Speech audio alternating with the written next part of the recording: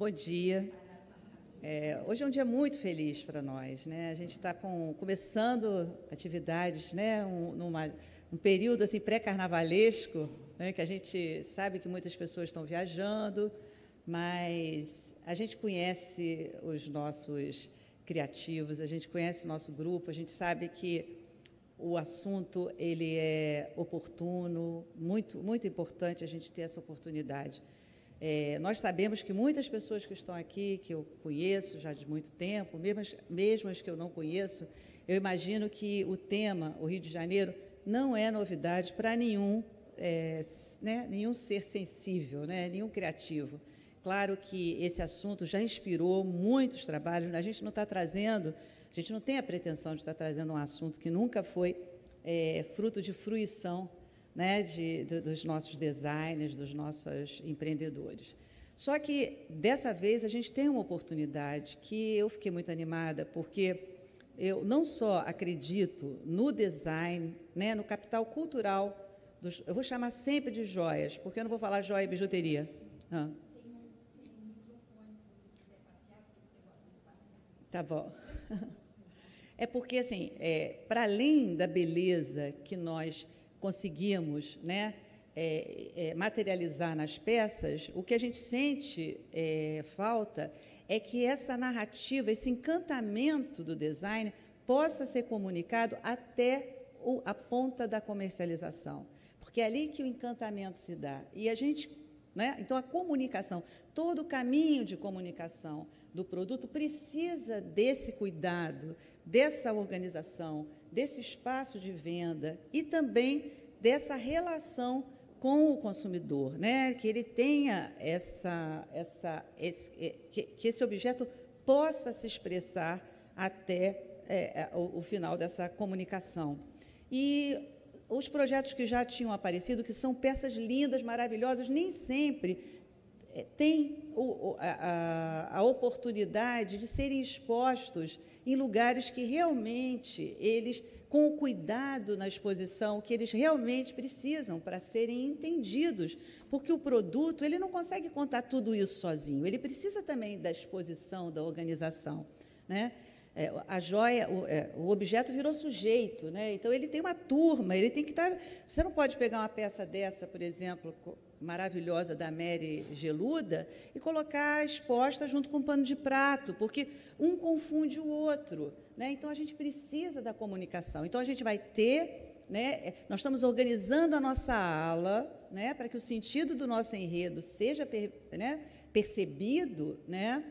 E também nós estamos pretendendo que nós vamos falar com pessoas sensíveis a esse conteúdo, que é uma oportunidade, nós sempre lidamos com o gargalo na comercialização, né? E agora a gente entende que mais ou menos cerca de 15 mil arquitetos vão vir aqui, né? E a gente quer muito poder mostrar que essa experiência vem sendo, né, atualizada, né, pelas nossas experiências estéticas, né? Então, é isso que eu acho que bom que a gente está com tempo, que bom que a gente vai poder testar as nossas ideias e organizar os nossos canais de venda, os nossos grupos que poderão se formar aqui de multimarcas ou de lojas por um período de tempo em determinados lugares, nos museus, enfim, né?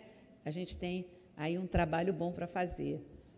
Agora eu vou pedir para botar a minha palestra, por favor, tá? Bem, então, é isso, né? É um workshop que busca, né, valorizar o capital cultural do Rio de Janeiro. Por isso que eu não vou chamar de joia ou bijuteria, eu vou falar joia, tá? Porque é o capital cultural, ninguém aqui está vendendo capital material, né? Não é joia de ostentação. Então, a gente... Oi, o passador. Tá.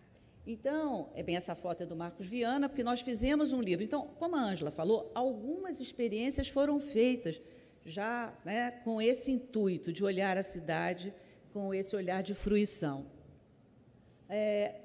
Para recortar essa abordagem, eu pensei em 3 pensadores que eu admiro muito e que têm muita sensibilidade com relação à cidade.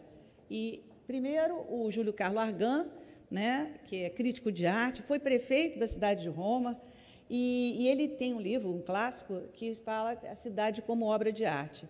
E eu acho muito importante isso, porque a gente vê que o Rio de Janeiro, nós vamos ter oportunidade de estudar melhor com o arquiteto Manuel Vieira, que é superintendente do IPHAN, a gente vai falar um pouco sobre a história do Rio, a gente vê, como disse o Júlio Carlos Argan, que a cidade ela é realizada a partir da interação que a gente tem com ela, como uma obra de arte. Não é? Então, você vê, o projeto Pereira Passos, apesar de ter copiado o modelo francês, ele foi totalmente, se tornou original pela forma como a população incorporou aquela experiência urbana, atualizando ela. Então, é uma relação de obra de arte mesmo. Né? O Ítalo Calvino, porque, se vocês não leram, eu recomendo uma leitura deliciosa, que é Cidades Invisíveis, do Ítalo Calvino, que é muito bom de ler, porque ele justamente contando de forma fantasiosa, como uma Sherazade, as características de cidades que ele inventa, ele vai criando sentidos e particularidades, né? E é um constante desdobramento de narrativas encantadoras. O Ítalo Calvino, Cidades Invisíveis, um super livro legal. E o Walter Benjamin, que um livro que nos toca diretamente, que é Magia e Técnica, que eu acho que todos os designers, joalheiros, sobretudo, trabalham com a magia e com a técnica. Né? Bem, tem o Walter Benjamin. Eu esqueci de falar do Walter Benjamin. Além disso, o Walter Benjamin, ele era um observador da mudança para a cidade moderna. Interessou a ele olhar com um olhar filosófico, crítico de arte, a cidade moderna, a cidade que se transformava. Né? E aí eu gosto muito dessa passagem onde ele diz que a cultura jorra no ponto onde o presente, como hoje, se prepara em direção ao futuro. Nós estamos agora, o nosso futuro é julho, né? Sabendo-se visado pelo seu passado. E é o que a gente vai fazer aqui para poder tornar, né, toda essa experiência ainda mais inspiradora. Então, hoje, reunindo memória, imaginação, patrimônio e contemporaneidade, convidamos os criativos a pensar em formas que a cidade do Rio de Janeiro poderia ser se não fosse uma cidade. Então, bem, também uma coisa interessante é lidar com a história objetivada. É o Bourdieu que trata isso, porque não é um trabalho acadêmico, é só porque algumas categorias nos ajudam a entender a importância do trabalho que a gente faz. Então, e a história objetivada é a história que nos é contada pelos objetos. E as joias, elas têm essa estatura, porque como elas permanecem, quando você entende a linha do tempo através da joalheria. Claro que você pode entender através das cadeiras, mas a joalheria está ali, permanente, te contando, testemunhando. Né? E o Charles Baudelaire, num livro chamado A Modernidade, quando mostraram para ele desenhos de moda, para o Charles Baudelaire, que era crítico, amigo dos impressionistas, né? E quando ele viu os desenhos de moda, justamente daquela época, né? Da época onde estava o movimento impressionista fervilhando, muitas mudanças acontecendo, e ele era um dandy, ele era meio mal-humorado, muito engraçado, o Charles Baudelaire. E aí mostraram para ele os desenhos de moda, e ele escreveu no livro, né? Para além da beleza, eu vejo aqui a moral, o gosto e as paixões de uma época. Então, é isso. Né? A moda também, a joalheria, é isso que a gente está passando. E eu quero mostrar, defender essa tese, mostrando como a gente vê o passado assim, como a gente entende o passado assim. Então, história objetivada, aqui no caso, né, como essas peças gregas, né, antigas, como elas contam a respeito da nossa civilização, né, que passou por esse período. Bem, mas vamos começar com o Egito, porque o Egito é um querido. Eu tinha um curso de História da Arte que tiro você do Egito e trago para a modernidade em 6 meses, mas eu não saía do Egito. Bem, porque é muito rico mesmo, para a gente, né? Porque tem todo um capital simbólico, e é justamente, praticamente, parece que o Benjamin pensou no Egito para fazer essa reunião de magia e técnica. Bem, então as joias, elas estão sempre trazendo essas informações para a gente. Eu não posso me deter tanto em cada slide, mas eu sempre trabalho com essa questão de linha do tempo, para eu entender um pouco, porque às vezes eu tinha sabia um conteúdo porque eu vi um filme ou porque eu tinha lido um livro sobre o rococó, mas eu não entendia. Eu queria um lençol, assim, botar o meu lençol de estilo numa linha para poder entender o que estava acontecendo naquele momento. E aí, pensando nessa trajetória, como as joias estão sempre em sintonia e expressando o estilo das épocas. A gente começa, então, no Egito, e aí a gente vê que são joias que estão falando com os deuses. E na realidade, elas eram orientadas pelos sacerdotes. Então, o que me interessa disso é saber que mais de, pelo menos, 3.000 anos, um mesmo estilo foi utilizado no Egito. Por quê? Porque o conceito de inovação é um conceito que está na dinâmica histórica. Quem, na época do Egito, fizesse diferente, não é porque era criativo, é porque era deficiente, não sabia fazer igual, porque tinha um certo, que era a estética passada e as regras passadas pelos sacerdotes. Bem, a questão da representação, e aí agora eu vou começar a mostrar como a arquitetura e a joalheria estão, né, dividindo a mesma sincronicidade. Então, a representação era muito importante, é fantástico a questão da representação egípcia, não dá para detalhar, mas você vê na arquitetura, você vê na joalheria. Outra questão importante, as cores usadas na joalheria, elas não eram cores do gosto, eram cores sagradas, que tinham todo um conceito simbólico. E eu gosto muito dessa questão, porque é justamente porque era importante usar azul escuro, o laranja da cornalina ou do coral, o ouro amarelo e o turquesa, por conta de um conceito mágico, simbólico das cores, é que foi inventado a esmaltação. Porque, como tinha muita dificuldade de encontrar lápis lazuli, que é o azul marinho, ou seja, o pensamento mágico, a necessidade do azul escuro, fez com que o pensamento técnico-racional desenvolvesse uma técnica, inventou a esmaltação pela uma demanda mágica. Então, antes, né, a gente já teve esses dois tipos de inteligência andando juntos, né? Essa separação se deu depois do pensamento mágico para o pensamento racional. Então, é tão bonito saber que uma técnica foi inventada por conta de uma demanda simbólica mágica. Bem, a questão da simetria também tem muito a ver com todo o pensamento sagrado da criação, que todo ser que é criado tem o seu duplo, e aí você vê o espelhamento na joia, você vê o espelhamento, a estética. Aliás, é incrível, né? O que eles inventaram fio de prumo vertical, fio de prumo horizontal, quer dizer, que noção sofisticada de olhar, incomodava, né, o que não ficasse certinho, né?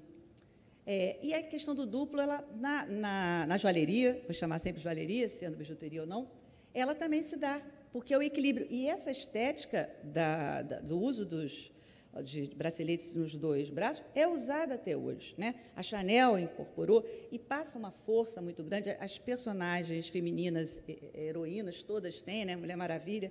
Então, é um equilíbrio, né, de uma estética que tem essa origem, né? E aí tem também, assim, como é importante, como o imaginário funciona na nossa cabeça, porque quando a tumba de Tutankhamon é descoberta no Vale dos Reis, em 1922, né, mexe muito com a cabeça dos criativos. Né? Você vê o Art Deco, está vendo ali o Art Deco? Ele é influenciado por esse imaginário que é inaugurado, né, enfim, em todos os seres ali que se encantaram com o que descobriram, né? Toda a história. Se não tivesse aquelas joias, a gente não ia saber quase nada sobre tudo, quer dizer, as joias e a arquitetura, mais uma vez, né? Mas aqui, no caso, eu acho interessante, porque está vendo aquele padrão ali embaixo, que é assim, gráfico, parece zebrado?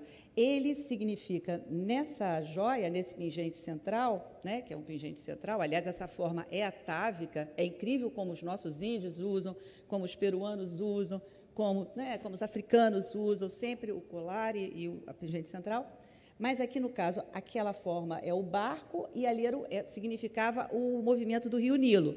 E, quando foi descoberto, aquele lá é um vaso Art Deco que usa, porque aqui não dá para ver tanto, mas é o mesmo padrão. E é interessante que usa um padrão inspirado no Tutankhamon e alguns elementos futuristas, que era justamente uma das influências também do Art Deco. Então, como que a gente vem misturando? Porque eu acho importante a gente ver que, apesar de tudo isso ter vindo ao mundo, né, ele não ficou. A gente não substitui um repertório por outro. A gente não porque a gente tem um novo tema, a gente não tira o outro, a gente só acrescenta mais, né?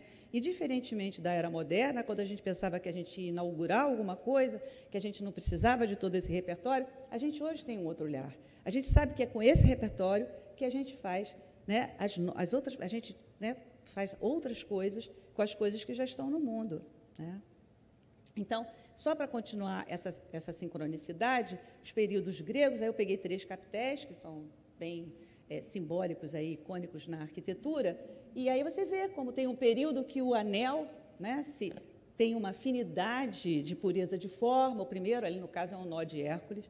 O segundo é como essa forma da espiral, né? E é tão interessante, é tão importante a gente saber, né, da história da joalheria, porque ela nos deixa menos ingênuos, porque muitas vezes a pessoa faz um anel com espiral e diz que ela que inventou, e se alguém fizer, diz que está copiando, ela pode achar que está sendo copiada e ela fica aborrecida. E não precisa ficar aborrecida, porque, aí, usando uma frase da Chanel, que ninguém sabe se a Chanel falou tudo isso, porque só tem frase boa dela, mas ela dizia que aqueles que se pensam originais ou não têm memória ou não têm cultura. Então, a gente não quer nem uma coisa nem outra, né? Então, vamos lá, ó, essa forma já foi inventada, hein? E no Coríntio, né, onde o capitel último Coríntio, que tem toda a coisa da vegetação do floreado. Bem, aí a gente entra para o Império Romano, que saímos dos deuses, saímos da filosofia clássica e entramos no poder dos homens. Então, o que a joalheria faz? Mostra os poderosos, né? Usando a cara. Né? É quase que, assim... E aí eles dominam, diferentemente do Egito, que não tinha interesse ou não dominava, porque era uma estética gráfica predominantemente bidimensional. Eles aqui não. Aqui, porque o simbólico ele não precisa fazer o músculo, porque ali é muito mais importante a preservação do texto, da representação, do que o realismo, né? Do corpo humano, a investigação do corpo humano. O olhar já greco-romano, ele já resolve o problema da estatuária, e aí tem essa exuberância, né? Não é o simbólico.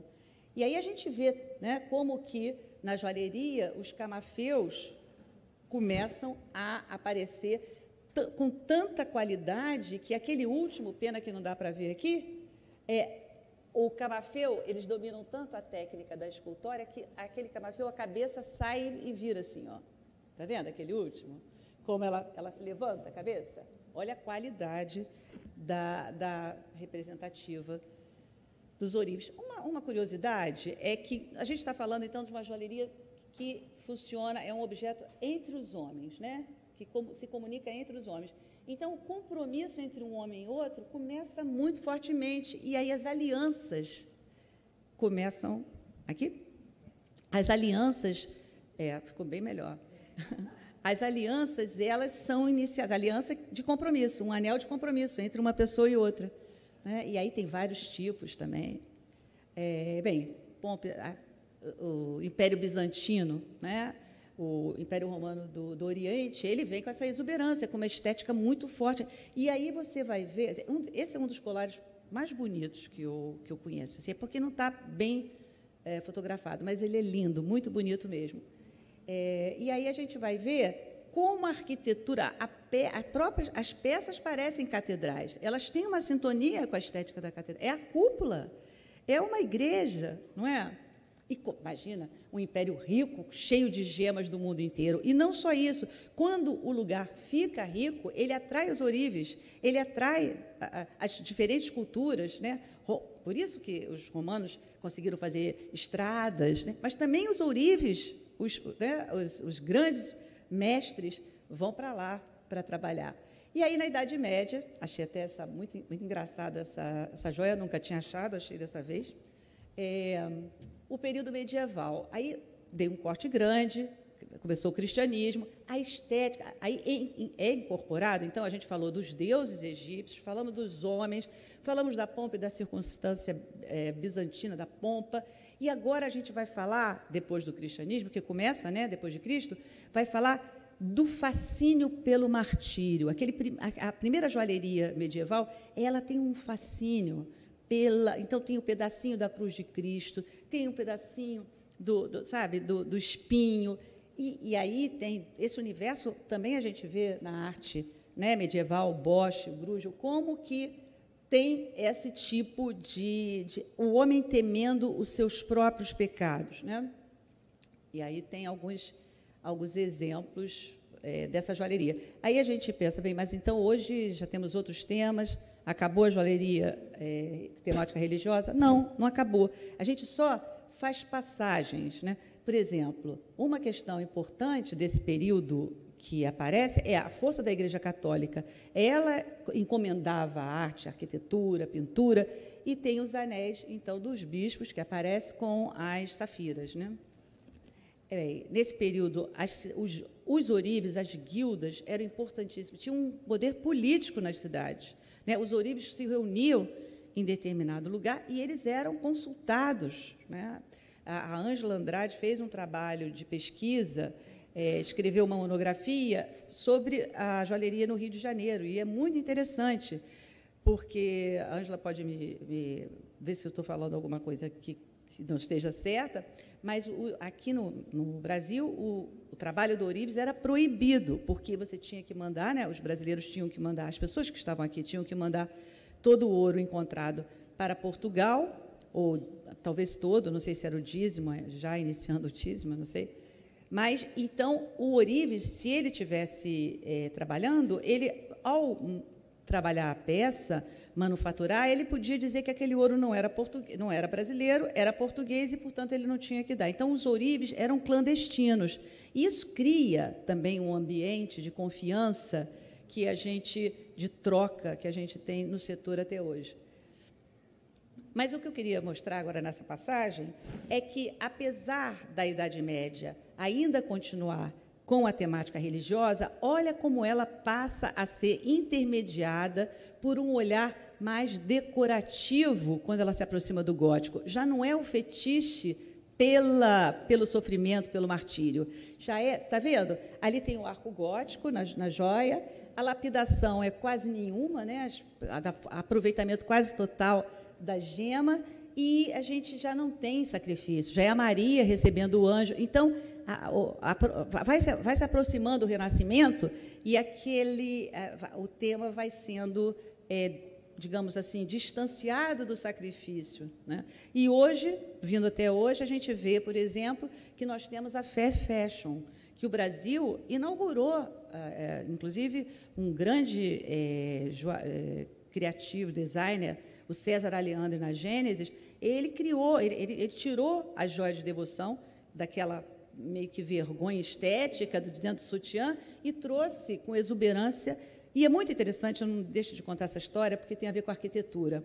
Eu sou amiga do César Aleandre e ele morava numa cidade muito pobre. Ele foi criado numa cidade pobre, em São Paulo, que quase não tinha beleza nessa cidade. E ele é um fruidor de beleza, um menino, numa família muito religiosa. Então, o único lugar que ele via beleza é quando ele ia à igreja. Então, da igreja, ele percebeu a beleza. Então, quando ele teve a oportunidade de fazer joia, ele fez joias religiosas lindas, né? Como é importante, é isso que eu queria que nós recuperássemos esse nosso olhar de infância, o que nos encantou, né? É isso que a gente vai trabalhar com esse olhar para a nossa cidade, né? Bem, então, no gótico, a gente vai ver a catedral verticalizada e também a coroa matrimonial. É incrível como a sintonia entre a arquitetura e a joalheria é realmente uma realidade. Aí a gente passa aqui já para o Renascimento, o grande empreendimento do Nascimento é um tema incorporado, né? Aí aquela volta à estética neoclássica do Renascimento, renasce, né? Aí voltam os camafeus, mais rebuscados, claro, porque é um outro momento, né?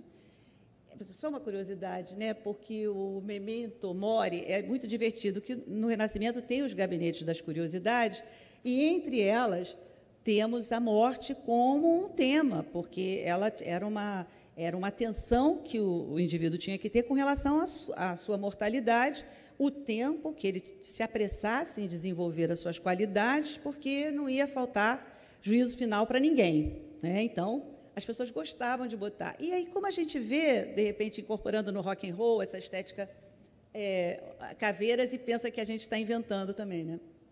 Bem, o barroco, com a característica do barroco, né? A exuberância, as dobras, a unidade que não se separa, está lá na joalheria, está lá na arquitetura. Né? Aí, imaginário barroco fantástico, né? Que começa a incorporar as joias e vê a organicidade delas, não só certinha, mas vê que parece o peito de um pássaro, de um ser mítico. Né? E, nesse momento, né, aí já passando para 1670, os diamantes. Né? O Brasil começa enfim, exportar seus diamantes para o mundo todo, e essa característica muda a estética da joalheria, que esse período passa a ser considerado o período do cravejado. Né? Você vê que o metal aqui ele só segura o diamante. E agora uma coisa interessante, estamos na terceira fase da linha do tempo. Antes, os períodos demoravam tanto, né, para acontecer, para mudar os estilos, e agora cada vez mais. Né, a gente vive um presente que não para, né, não tem uma fixação, a gente não tem como fixar, a gente está no meio disso. Né?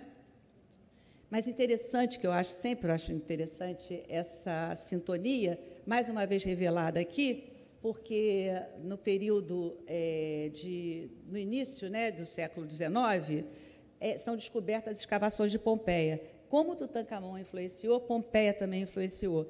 E aí o Napoleão incorpora, né, mais fortemente aquele estilo, né, no caso neoclássico, e as peças se tornam assim. Mas o que eu acho interessante é que, na pesquisa, não só tem peças como essa primeira, neoclássica, praticamente parece um anel greco-romano, como a segunda era um anel da Revolução Francesa, era o símbolo da Revolução Francesa. Mesmo os revolucionários estavam submetidos à estética neoclássica. E a última, um compromisso entre dois homens. Bem, essa estética, né, napoleônica, ela, claro, vai interferir na moda, vai interferir na postura e essa simplificação da forma. E é interessante que esses anéis poderiam ser considerados contemporâneos, né? Bem, Revolução Industrial, o que acontece? Né? Eu acho que a gente pode pensar nisso porque a gente vive, né, mudanças tecnológicas importantes, né? E a gente aprende, como disse o Benjamin, olhando o passado. No início, a fragmentação do processo das guildas, porque na guilda o mestre fazia peça, mas os aprendizes estavam lá. Mesmo que ele estivesse fazendo só o fechinho, eles sabiam que peça que eles estavam trabalhando. E pareceu, no primeiro momento da Revolução Industrial, quando se cortou o processo em pedaços, você faz só o arinho, você faz isso, a alma da joia teria saído naquele esquartejamento do processo. E as primeiras joias eram realmente muito sem sentido, porque fingiam ser joias artesanais, apesar de terem feitas industrialmente. E aí, né, o ecletismo ele começa a produzir os seus filhos engraçados, né, na joalheria, talvez, e na nossa arquitetura também, o eclético, onde você vai misturando estilos do passado e criando o seu repertório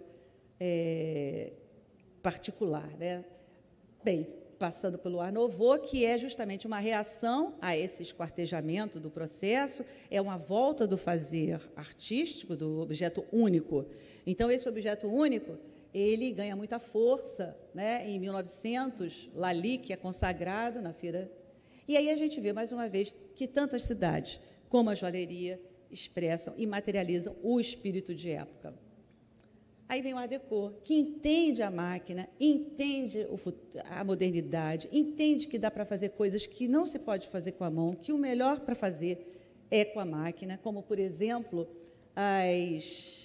se inspira na cidade, né? Fica em sintonia com o ambiente artístico da época, começa a respirar mais fortemente questões, né, que quebram a estrutura da representação acadêmica e percebe que as articulações, antes um problema, passam a ser em consequência da perfeição do feito à máquina, um dos maiores recursos da sofisticação do estilo. Então, o Art Deco resolve o problema. Ele resolve. Ele não mente. Tem coisas muito boas que se faz, porque se faz com a máquina. E a gente agora tem tantas técnicas que a gente pode... E a gente pode hibridizar. A gente pode usar a parte artesanal, usar a parte, né, tecnológica. Chegou mais o nosso palestrante. Tá bom. Bem, então, alguns exemplos aqui de alguns anéis. Gente, sinceramente, se vocês vissem anéis desses, vocês achariam que era do século passado? Você vê. Então, assim, é importante a gente saber tudo o que já foi feito, né? Então, como é que tem uma sintonia com a arte moderna? Bem, alguns desenhos da Bauhaus e uma joia ali da Bauhaus também. E alguns exemplos de joias feitas pelos artistas mesmo, né? Como Braque, Picasso, Dalí, e uma joia contemporânea que eu botei, porque é muito linda. Então, entrando agora diretamente no Rio de Janeiro, a questão da poesia urbana, né? A gente vai trabalhar essa ideia, vai tentar utilizar esse olhar, um olhar abduzido, um olhar de como se a gente nunca tivesse visto essa cidade, como se a gente estivesse inaugurando esse nosso olhar, buscando esse estranhamento para poder ter uma consciência plena e não aquela prática que a gente tem na cidade, que a gente precisa, né? Aliás, estar muito atento em várias novas questões com as quais a gente lida na experiência urbana. Bem, mas algumas cidades conseguiram produzir produtos com capital cultural a partir de elementos muito simples. A gente vê Berlim, que tem toda uma coleção de produtos inspirados no ícone de sinalização de Berlim antes da quebra do muro de Berlim, né? Faziam parte da linguagem estética da Alemanha Oriental. Isso tem um fetiche, tem vários produtos bem pops que usam esse bonequinho que anda, porque quando teve a unificação da Alemanha Oriental com a Ocidental, eles substituíram esse bonequinho e colocaram o bonequinho igual todo bonequinho da Europa. E aí, né, alguém, né, uns criativos empreendedores, designers alemães, criaram uma coleção de produtos que eu acho que sempre bom lembrar. Outra coisa, como o Ítalo Calvino fala nas Cidades Invisíveis, quantas cidades, né, a gente tem, quantos espíritos diferentes de cidade a gente pode ter numa cidade, né? Então, Paris, porque a gente fica achando assim, mas todo mundo já usou o Cristo. Não, a gente não tem que inaugurar um tema, é o nosso olhar. O tema vai ter Cristo, assim como tem a Torre Eiffel, mas você vê, a mesma Torre Eiffel, ela pode remeter aos impressionistas, ou à experiência de um café, ou à alta costura, né? E outra questão, que é uma experiência muito, muito bonita que se tem com a arquitetura, é em Chicago. Né? Chicago vive com a arquitetura sendo demandada o tempo todo. São várias excursões que você faz só para você olhar a arquitetura. E uma das experiências que eu achei muito importante, que talvez seja bom para a gente, é saber que, em determinado momento, em 2002, um artista criou um movimento chamado You Are Beautiful. Só isso. Uma frase pequena, muito positiva, e que ela te emociona, porque ela é tão inclusiva, né? E hoje, né, mais de 2 milhões de produtos são feitos simplesmente com esse nome, Você é Bonito, que é muito bom, né? Bem, aqui, então, chegamos nas joias cariocas que já foram feitas. Aqui, no caso, é uma joia da François Perret. François, onde é que está você? Cadê François? François está ali. Foi joia do Panorama Carioca, linda, né? E que foi adquirida pelo Museu Histórico Nacional, né? Então, assim, a gente pensa assim, mas eu já vi. É que nem fotografia. Quantas fotografias você pode tirar de um lugar? Esse é o seu olhar, não é? Lindo, né? Então, aqui uma foto do Marcos Viana e maravilhoso. Aqui, olha a luz do Rio, olha essa beleza, né, da Rose Carvalho, que dentro do quartzo tem brotando, e da Ganesh também, que é aquele rendilhado que nós temos nas madeiras na arquitetura, e toda a forma moderna do Liszt, né? E o olhar do estrangeiro, aquele olhar encantado, né, pela nossa paradisíaca natureza, né, também imaginada, mas também experimentada. E aqui a gente tem a Lúcia Perrone, que está aqui também, né, Lúcia? Lúcia Perrone, né, com as nossas Vitórias Régias do Jardim Botânico, e a Márcia Mor e a Monte Carlo. Né? Então, também tem essa natureza. O Mayakovsky tem escrito que ele teria dito: talvez exista um homem feliz, quem sabe no Brasil. Quer dizer, a gente ainda tem esse imaginário de felicidade. Né? Vamos continuar com ele. Mas sobre esse jeito de estar no mundo, porque o projeto é para a gente se inspirar, claro, em temas que os arquitetos dos outros lugares do mundo possam entender. Então, a gente vai focar predominantemente na arquitetura, nos detalhes arquitetônicos e na experiência urbana material. Né? Mas eu trouxe 2 estilos de vida, porque é muito divertido, muito feliz de ver, né? Como as pipas, no brinco. Quem fez as pipas está aqui? Não, né? E a da Arte Leve, o jogo de bola. Agora, aqui embaixo, a Olensky, que fez aquela experiência na praia, e a Ana Maria Huertas, que é o passeio no Jardim Botânico. Então, assim, olha quanta coisa. E, assim, tudo isso vai vir muito mais. Só que a gente agora vai ter um espaço para a comunicação e uma observação cuidadosa para tudo isso. Né? Olha, gente, olha esse slide. Sou apaixonada por esse slide. Faltam... Tudo isso ainda? Ah, que bom. Tá bem. Olha só. Que beleza que são essa conexão, não é? Arte G. Olha aquele anel. Olha, né? Quer dizer, por que esse anel veio ao mundo? Porque a gente viu a arquitetura moderna. Porque a gente se nutriu com isso. Né? Tinha um professor na PUC, o Ronaldo Brito, que ele falou... um crítico de arte, né? Que ele disse que a Coca-Cola mudou a forma da Coca-Cola, da garrafa, porque antes era tipo a grapete, parecia uma coluna grega, assim, barroca no meio, sabe? Era assim. Ela mudou e ficou assim porque Matisse fez a série Jazz. E eu adoro isso, adoro pensar que esse olhar nosso é um olhar histórico que está aprendendo, a gente aprende com os produtos. Né? Então, porque a gente viu essa cidade, porque a gente experimentou passear no aterro, porque a gente entrou no Museu de Educação e Cultura. Uma vez eu perguntei para um menino, um office boy, onde é que é o MEC? Porque eu estava perdida, eu sou muito perdida, que eu fico sempre olhando o detalhe e não sei onde é que eu estou. E aí o garoto falou assim, tem um McDonald's ali, tem um McDonald's aqui. Eu falei, ai, meu Deus, sabe? A gente está perdendo essa oportunidade, né, de ver o Mac. Então, olha só, né, ali parece que tem uma casa de taipa. E a síntese da Ana Beredo também, que beleza, né? E, assim, peças primorosas, sabe? Nós já fizemos tudo isso. A gente merece mostrar tudo isso para os arquitetos que vêm aqui. Nós merecemos. Né? Olha só, o Armando Barbosa fazendo aquela síntese, aquele pingente que, né, gráfico, simples, que você pode comprar como um souvenir para levar, fácil, com uma embalagem legal. A gente vai também trabalhar essa questão, né, da comunicação até o fim do produto, né, as instâncias intermediárias de construção de valor da mercadoria.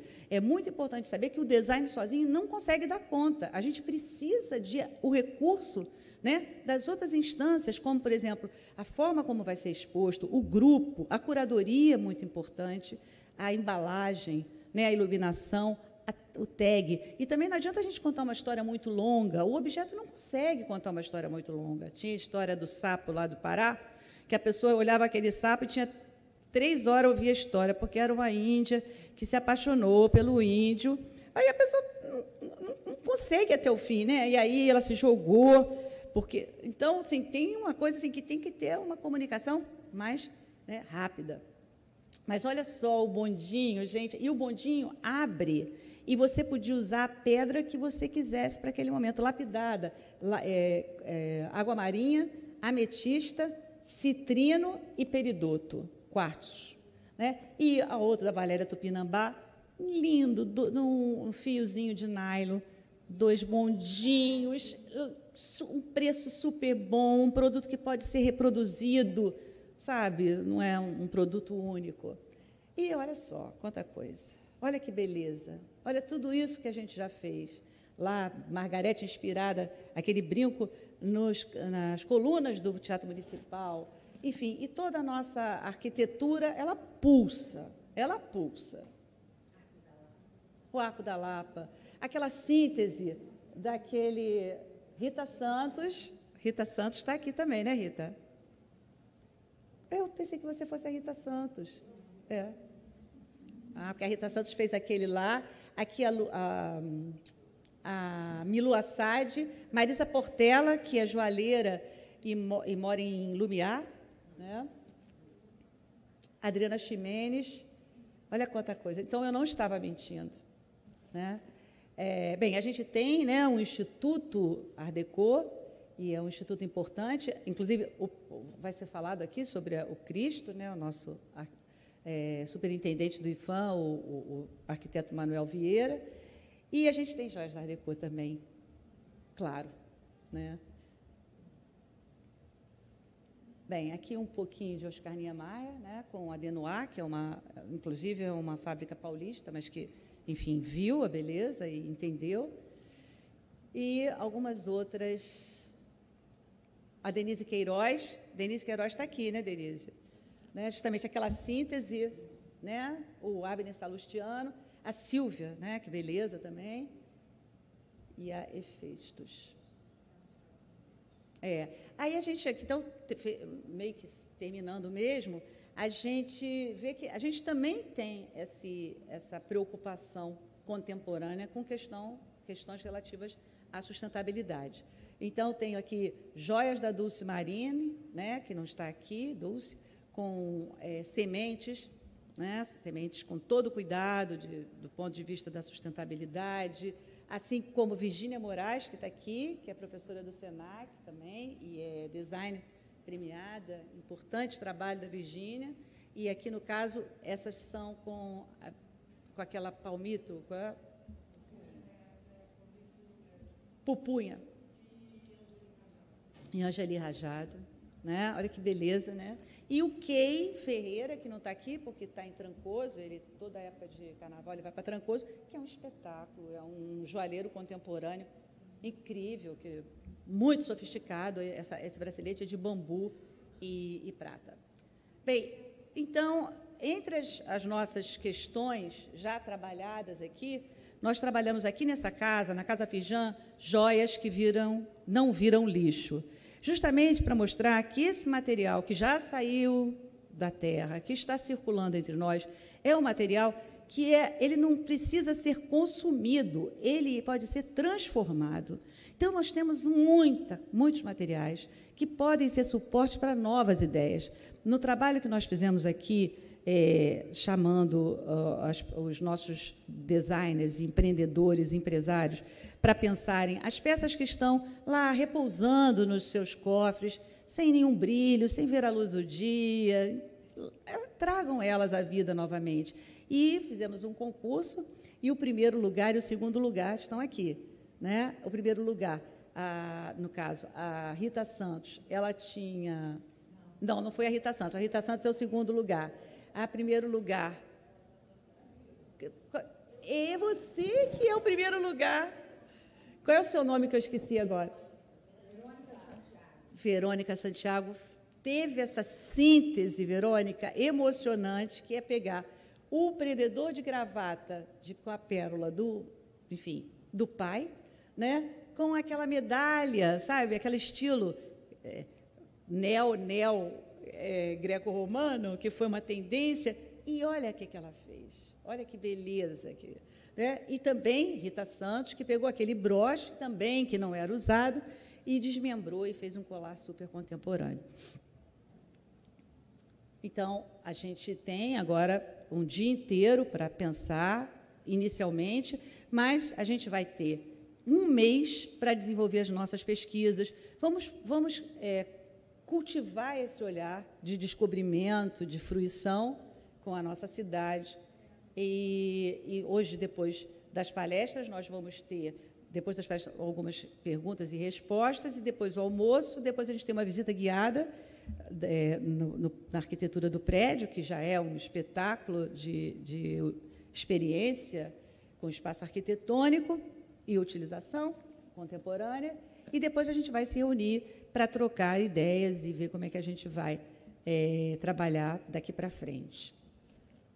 Então, eu acho que, assim como o artista em Chicago, conseguiu cunhar uma frase tão simples e tão inclusiva, que é "você é bonito", eu acho que o Rio é lindo, né? Então, não tem como... E olha só que duas joias tão adoráveis, amáveis e criativas e elegantes e contemporâneas. A gente tem o bracelete do Antônio Bernardo e um sorriso do Rio, da Luísa Diniz.